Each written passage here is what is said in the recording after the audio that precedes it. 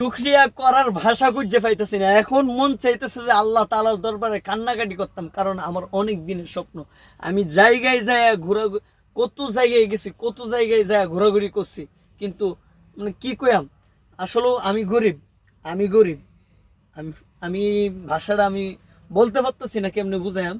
আমার কথা হইলো, আমি অনেক দিন যাবৎ স্বপ্ন নিয়ে বসে আছি। আরে আমি তো সঙ্গীত গাইতে পারি, অনেক কিছু বলতে পারি, অনেক কিছু করতে পারি, কিন্তু আমি টাকার কারণে সামনে অগ্রসর হইতে পারি না।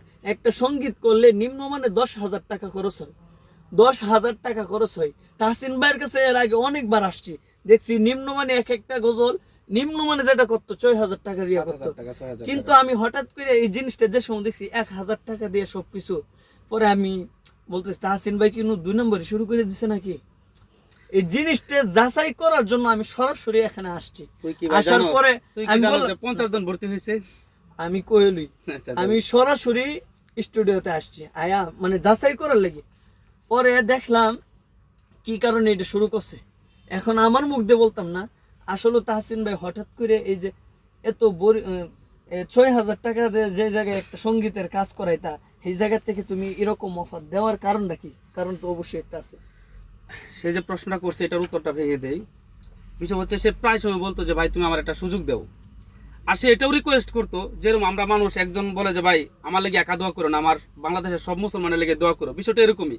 সে প্রায় সময় বলতো তাহসিন ভাই আমাকে একটা সুযোগ দাও, প্লাস আমার মতো যারা আছে তুমি এদেরকে একটা সুযোগ দিও। পরে আমি বলছি যে ভাই আমার যদি অবস্থা একটু ভালো হয় আমি তোর কথাটা রাখবো বলছিলাম। তো হুট করে আমি তার কথাটা যা রাখছি তাকে আমি এটা বলি নাই। প্লাস হচ্ছে অনেক মানুষের রিকোয়েস্টও ছিল, এটাতে অনেক আর্থিক অবস্থার মানুষ খারাপ যাদের ওদের রিকোয়েস্টও ছিল। তো তার মধ্যে মুশারফের কথাটা আমি গ্রহণযোগ্যভাবে বেশি নিচ্ছি, যে সত্যি কথা। সে বলতো তুমি কিন্তু ভাই একটা আমার অফার, আমার কথাটা রাখো, একদিন তুমি এরকম একটা দিও, কারণ আমি গরিব, আমি এই জিনিসটা বুঝি। আমি বলছি তুই সাবধান, আমার সামনে কখনো গরিব বলবি না, তোর ভাই না আমি, আর আমি এই কথাটা সবসময় বলছি। তো আজকে হুজুরের কাছে ছুটি চাইছে, ছুটি দেয় নাই, তারপরে সে ভাইয়ের কাছে ছুটে আসছে মানে অফারটার জিনিসটা জানার জন্য। এবং এবং আইসে আরেকটা কথা হইলো, আমি কোনো কিছু মানে এত ধরা খাওয়ার পরে বেশি একটা বিশ্বাস করি না।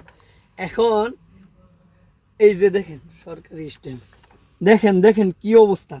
আমার এখানে হাবিবুল্লাহ তাহসিন উনি সাইন করছে, এবং মোবাইলের মধ্যে ছবি তুললে তো রাখছেই। এখন কি কইম, আর আপনারা জনগণ সাক্ষী।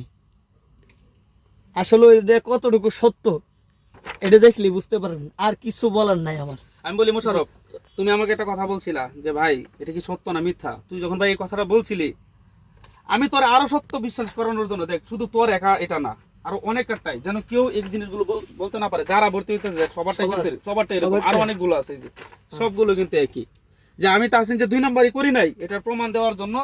তুই আর কি প্রমাণ চাচ্ছিস? এখন বিশ্বাস হয়েছে সরকারি শুধু আমাদের মতো যাদের প্রতিভা আছে তাদের প্রতিভাটা সারা বিশ্বের মধ্যে পরিচিত করার লাগে, তুলে ধরার লাগে তাহসিন ভাই এই সুযোগটা করছে। কারণ তাহসিন ভাইয়ের কথা হলো জীবনে অনেক কিছু হয়েছে, আলহামদুলিল্লাহ, শুকরিয়া। এখন দরকার শুধু যাদের ভিতরে প্রতিভা আছে এই প্রতিভাটা বিশ্বের মধ্যে পরিচিত করার, আর কিচ্ছু না। এই আশায় নিয়ে সে নিম্নমানে যেটা না রাখলে না হইব এটা রাখতেছে। এটা আবার তাদের পিছনে খরচ হয়ে যাবে। আমি বলি একটা শিল্পীর পিছনে 6,000 টাকা যে বছরে তার আসবে, অডিও ভিডিও করতে 6,000 টাকা লাগে, এই জায়গায় 1,000 টাকা ছাড় দেওয়া।